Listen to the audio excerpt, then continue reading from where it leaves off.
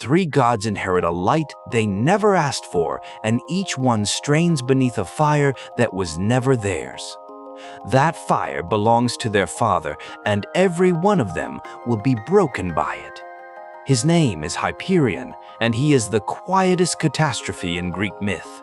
He fights no monsters, builds no temples, leaves no cult, and still burns through everything. Hyperion, the forgotten titan of light. Long before Olympus, the earth lies crushed beneath the sky, and the sky refuses to lift. Gaia aches under that weight and whispers to the 12 enormous children trapped inside her. She asks for one thing, hands willing to hold the sky still while it screams. Later tellers set 4 suns at the 4 corners of the world and hand Hyperion the east. Cronus carries the blade. In that telling, Hyperion only holds. That is the whole of his part. Sky tears away from earth, and into the new emptiness pours something nothing has ever seen. Light. For the first time, there is room in the world for light. So we picture him holding the eastern seam open, and no surviving song ever thanks him for it. He asks for nothing. He marries his sister Theia, whose gift is making things visible. Theia is the shine on bronze, the glint on water, the reason anything can be seen at all. Neither of them is fire. They are the condition that lets fire be witnessed. And from them come 3 children, born already glowing, impossible to hide anywhere. Helios, the sun. Selene, the moon. Eos, the dawn, the lights of heaven. Their father gives them the only thing he owns, which is light, and light does not forgive. In this family, the gift always arrives with a debt, and the children always pay it. First, the sun. Helios shoulders the fire, and he drives the sun every single day for 10,000 years, except one. Every morning, he harnesses 4 horses made of fire and hauls the day across heaven. The work never ends, and the work is the only inheritance he was ever handed. Then a mortal boy climbs the burning road to his palace and calls him Father. The boy is Phaethon, mocked at home, desperate to prove whose blood is in him. Helios has nothing to give a son except the thing that burns everything it touches. So he swears an oath on the black river below and promises the boy anything. Phaethon asks for the chariot. One day, one circuit, the reins of the sun.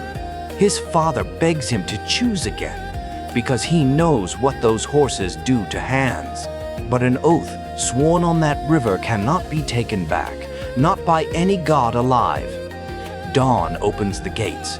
The horses feel a weight they do not know, and they bolt. The chariot climbs too fast, then too high, and the cold stars scatter out of its path. The reins go loose. The sun swings low. The world below begins changing color. Rivers shrink into their beds. Forests go bright, then gold, then simply gone. Green nations turn to sand in a single afternoon, and those deserts are still there. Earth lifts her cracked face and cries out for somebody to stop the sky. Zeus answers with one bolt, and a small bright thing falls into a distant river. The horses come home alone, and the next morning the sun rises exactly on time. His sisters weep on that riverbank until they harden into trees, and their tears become amber. That is the first echo of Hyperion. Helios handed the light down, and his own son paid the debt. Then, the moon. His second child takes the other half of the sky, and she takes it slowly. Selene drives a silver chariot through the dark, and nothing down there looks back. Night after night, she crosses an empty world, seen by everyone, met by no one. Then she passes over a hillside in Caria and finds a shepherd asleep in the grass. His name is Endymion, and moonlight has never landed on anything she wanted more. She comes back the next night, and the next, and every single night after. But he is mortal. which means he began leaving her the moment she found him. She watched her brother's sun burn. She knows what her family does to what it loves.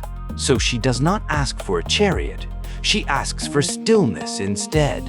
Zeus seals the shepherd inside sleep, ageless and breathing and never waking again. Every night, she comes down to a cave and lies beside a sleeping man. He never sees her face. He never learns her name. He never speaks one word. She keeps him perfectly, the way frost keeps a leaf, and it costs her everything. Phaethon's ruin took an afternoon. This one has not finished yet. And last, the dawn. The third child is the one who opens the door of the world every morning. Eos comes first, rose-colored, spilling over the rim of the sea before her brother. She is beginning itself, and she loves the way morning arrives, completely and often. In Troy, she sees a prince named Tithonus and carries him up into the sky. He is beautiful, the way young mortals are beautiful, which is to say briefly. So she goes to Zeus and asks for the one gift that would let her keep him. She asks that Tithonus never die. Zeus grants it precisely as she said it. She forgets the other half. She forgets to ask that he never grow old. For a while, nothing is wrong, and every morning in heaven begins beside him. Then the first gray hair, then the stoop, then the tremor. She pretends not to notice. Dawn cannot age. Dawn is new by definition. She watches him fall behind her. His voice thins. His hands go light as paper. He shrinks inside her golden palace. She stops bringing him to the balcony. She closes the doors and leaves him inside. And still he cannot die because a goddess asked, and the king of gods answered. He withers into a cicada, singing in the heat, asking for an ending that never comes. 3 children, 3 gifts. One mourns a son, one guards a sleeper, one keeps a husband who cannot die. And the Titan of Light says nothing at all, because Hyperion is already gone, and nobody wrote down how it happened. When Zeus makes war on the Titans, the sky burns for 10 unbroken years. Mountains fly, oceans boil, the losers are sealed under the world in the dark of Tartarus. Cronus falls, Iapetus falls, Coeus falls. The defeated are counted carefully. If he fell with his brothers, no poet wrote it down, no last stand, no chain, no ending of his own. No temple was ever raised to him, no altar, no festival, no priest, no offering. Then the strangest thing in his story happens quietly inside the oldest poems of all. The sun climbs the sky, and the poets call the sun Hyperion. Not his son, him. The name lands on the wrong god and stays there. Father and son blur until nobody can say where one of them ends. The modern world could not accept a titan that quiet, so it built a louder one. Today he wears armor and swings a sword of fire at heroes in new books. That Hyperion is invented, a loud mask carved onto a very old and very silent face. So answer the question this story has been asking since before the first sunrise. What happens to the children of a father whose only gift is light? One watched his son burn falling.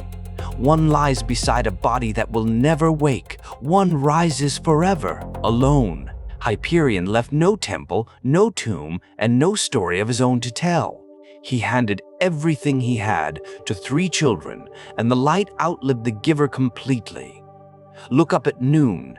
That is not a memory of him. That is him still burning.